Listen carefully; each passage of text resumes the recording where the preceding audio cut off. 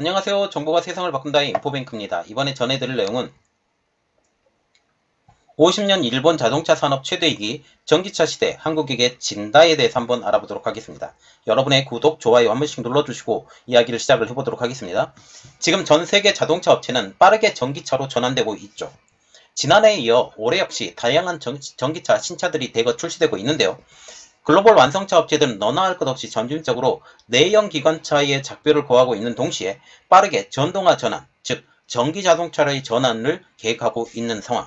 역시나 국내 완성차 업체들도 전동화 전환 계획을 발표하면서 전기차 출시를 서두르고 있는 상황입니다. 하지만 전기차 시대로 접어들면서 이를 제대로 대응하지 못했다고 평가를 받는 자동차 업체들이 있었으니 그것은 바로 일본 자동차 브랜드. 내연 기관차 판매는 글로벌 시장에서도 순위권에 들 정도로 많이 팔렸지만 전기차는 국내 차에 밀리는 형국입니다. 왜 이런 일이 벌어졌을까요? 일본 완성차 업체들이 전기차 시대에 뒤처지는 이유에 대해서 좀 자세히 알아보도록 하겠습니다. 자, 그래서 이번에 알아볼 내용 50년 일본 자동차 산업 위기, 전기차 시대 한국에게 진다입니다. 일본 완성차 업체 중에서 도요타의 전세계 자동차 판매량은 굉장히 높죠. 2020년에 이어 2021년에도 전세계 판매량 1위를 차지할 정도로 그 영향력은 아주 막강한데요. 하지만 이는 마냥 기뻐할 일은 아닙니다. 현대자동차의 판매량이 무서울 정도로 매년 상승하고 있기 때문이죠. 현대차는 2020년 글로벌 5위였지만 2021년에는 처음으로 전세계 판매량 3위에 올랐으며 매년 판매량 격차가 점차적으로 줄이고 있는 상황입니다. 도요타에 비교해서. 그러면 왜, 어째서 현대차의 판매량 증가가 될까요? 그것은 바로 다양한 라인업의 신차 출시, 이와 더불어 해외에서 상품성 호평, 그것이 현대차 판매량의 증가의 힘이란 사실이죠. 실제로 최근 미국에서 잘 팔리고 있는 자동차 전문지인 카이앤드라이버에 의하면 BMW X3 M40i, 그리고 렉서스 RX 350F 스포츠, 제네시스 GV70 스포츠 이 세 개의 모델을 비교 평가한 결과 제네시스 GV70 스포츠가 렉서스 RX 350F 스포츠를 제치고 종합 1위를 차지하면서 상품 경쟁력이 있다라는 인정을 받았습니다. 내연차 일부에서 일본차가 밀린 것은 그다지 큰 문제가 아니죠. 가장 큰 문제는, 그리고 일본차 업체들이 가장 두려워하는 것이 있었으니 그것은 바로 전기차 시장의 도래입니다. 전기차 시장에서도 현대차와 기아차에 밀리고 있는 형국이기 때문이죠. 미국 시장에서 전기차 판매량을 포함한 지난해 신차 판매 대수를 살펴보면 매번 질주하던 일본차 판매량은 일제히 감소하고 있는 가운데 현대차와 기아의 판매량은 증가했기 때문이죠. 또한 동남아, 유럽에서도 현대차와 기아의 판매량은 눈에 띄게 증가하고 있지만 일본차 판매량 증가는 두드러지지 않는 것도 일본차 업계 입장에서도 걱정이 되는 것입니다.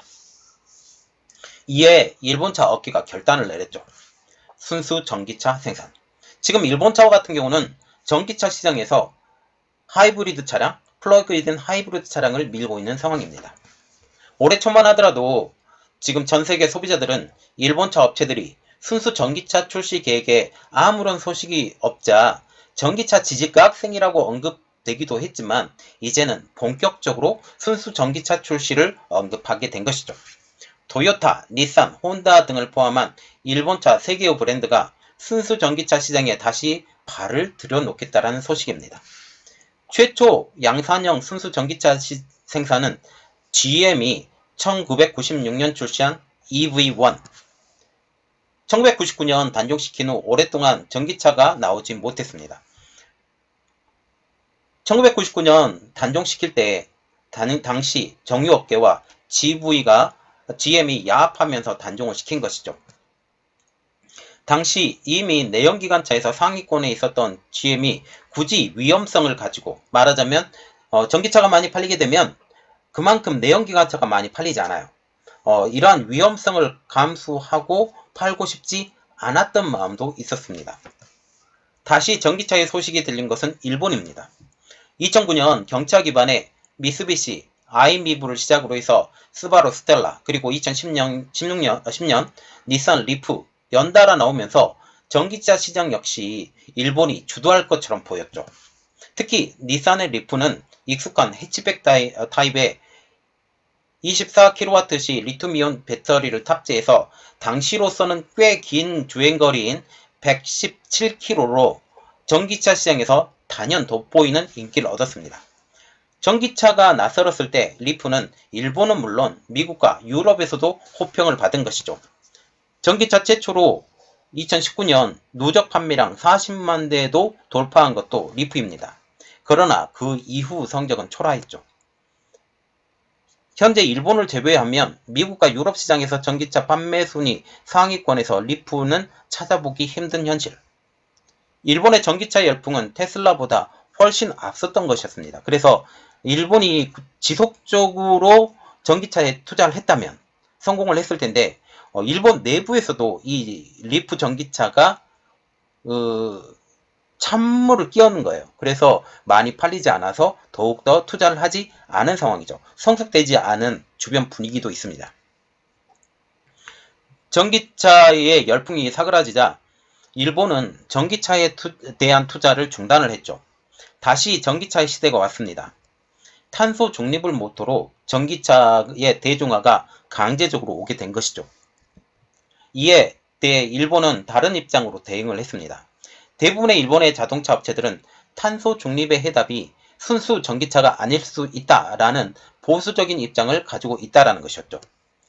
자동차 산업의 천두권을 위치했던 일본이 내연용 자동차의 구조를 그대로 사용할 수 있는 하이브리드 차량에 집중하면서 이 점진적으로 전기차 시대에 접어들기를 바란 것이 일본 자동차 업계의 입장입니다.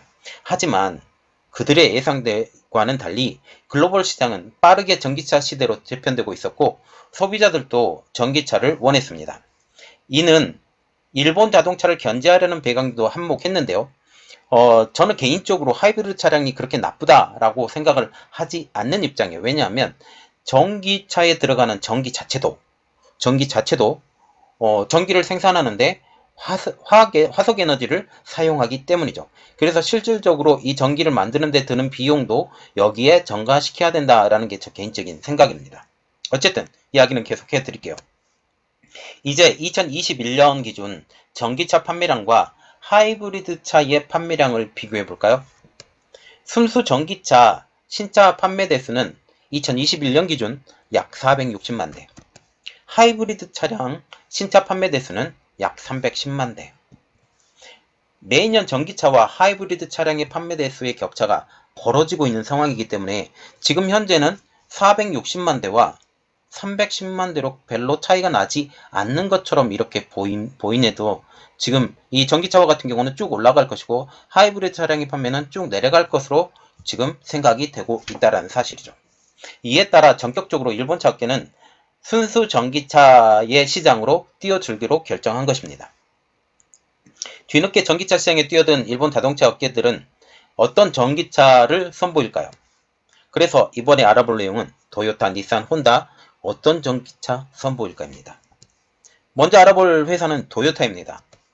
무려 8년 만에 첫 글로벌 양산형 전기차인 BZ4X를 일본과 미국 시장에 선보였습니다. 앞으로 도요타 순수 전기차 라인업을 대표하는 BZ 브랜드의 첫 전기차 모델이죠. BZ4X는 파나소닉의 71.4GWh의 배터리를 탑재했고 1회 충전 시 충전 가능 거리는 미국의 EPA 기준 약 367에서 403km. 도요타가 글로벌 시장에서 판매량 1위를 차지하고 있는 만큼 이번에 출시한 전기차도 좋은 반응을 얻을 수 있을까 귀추가 주목되네요. 두 번째로 볼 회사는 혼다. 혼다는 중국의 둥펑 자동차 간의 합작사인 둥펑 혼다를 통해서 지난 4월 26일 첫 전기차 SUV인 ENS1을 출시했으며 중국 GAC 그룹과 혼다 합작사인 GAC 혼다는 ENP1의 출시를 목전에 두고 있습니다. 추가로 혼다는 2030년까지 전기차 전용 플랫폼 3종을 개발하겠다라고 밝힌 상황. 세 번째 볼 회사는 닛산입니다. 닛산은 올해 하반기에 전기차인 아리아를 출시합니다. 일회 충전 시 주행 가능 거리는 최소 426km, 최대 483km로 알려지고 있어요. 그리고 이렇게 일본이 전기차가 나오면서 지금 한국의 전기차 부분과 비교를 해야 되는데, 이렇게 이번에 알아볼 내용은 전기차 부분에서 일본보다 빠른 현대차, 하지만 일본차 무시 못합니다. 이 부분에서 좀 자세히 알아볼게요. 내연기관차에서 순수 전기차로 전환은 일본 업체들이 늦은 것은 확실합니다. 반면 현대차와 기아는 아이오닉5 그리고 EV6로 이미 글로벌 시장을 공략하고 있죠. 전문가들은 그동안 일본 자동차 업계들은 너무 하이브리드 차량에 집중했다라고 하면서 그 사이에 도요타와 현대차 간의 전기차 개발 기술의 차이가 엄청날 것이라고 언급하고 있습니다. 하지만 일부 전문가들은 그래도 일본차의 저력은 무시할 수 없다. 소프트웨어 기반 자동차와 커넥트카 등에서 일본 브랜드가 월등하게 앞서고 있기 때문이라고 전하면서 세계 최대 전기차 구동 모터 업체가 이미 일본에 있고 배터리 기술도 가지고 있기 때문에 벌어진 격차는 언제든지 좁혀질 수 있다라고 하면서 경계의 목소리도 나오는 상황입니다. 최근 일본 완성차 업체들의 글로벌 시장에 전기차 진출에 대해서 네티즌들은 다음과 같은 반응을 보이고 있습니다. 과연 소니가 삼성에게 밀릴 것을 누가 생각이라도 했었을까? 도요타가 현대차에게 밀리는 것을 누가 생각이라도 했을까? 현대차가 일본 기업들을 다 이겨줬으면 좋겠다. 아직 도요타는 전기차 없이도 판매량이 많긴 하지만 그래도 밀리는 것은 한순간이다. 일본 완성차 업체들 소식을 알고 싶지 않네요. 국내 불매 운동도 다 끝난 것 같다. 도로에 일본 차들이 정말 많이 볼 수 있다. 일본은 전기차 개발 기술이 문제가 아니라 불씨처럼 금방 사라져버리는 배터리 문제를 해결해야 한다. 소프트웨어로 극복하려고 해도 한계가 분명 존재하기 때문에 획기적인 기술 혁명이 있지 않는 이상 전기차 발전은 어려울 것이다. 이런 내용들이 나왔습니다. 자, 지금 보시면 이제 내연기관차에서 전기차로의 전환이 진행되고 있는 상황. 여기에 현대 기아차는 빠르게 성장을 하고 있죠. 현대차의 기아차 같은 경우는 초기에 수소차에 집중을 했어요. 수소차에 집중을 했지만 지금 이 배터리 기술이 점점 발달하기 시작하면서 우리도 전기차에 들어가겠다라고 후발주자로 들어왔는데 이렇게 빠르게 성장을 한 것입니다. 지금 플랫폼도 이미 만들어 놓은 상황이고요. 이러한 상황에서 일본 업체들이 과연 현대차를 기술로 누를 수 있을까라는 것도 우리가 궁금해지는 상황입니다. 이것에 대해서 한번 후에 좋은 소식이 있으면 여러분들에게 알려드리도록 하겠습니다. 이번 내용은 여기까지 하겠고요. 저희 내용이 여러분들에게 도움이 되셨다고 생각을 하시면 구독과 좋아요 그리고 알람 설정까지 부탁드리겠습니다. 감사합니다.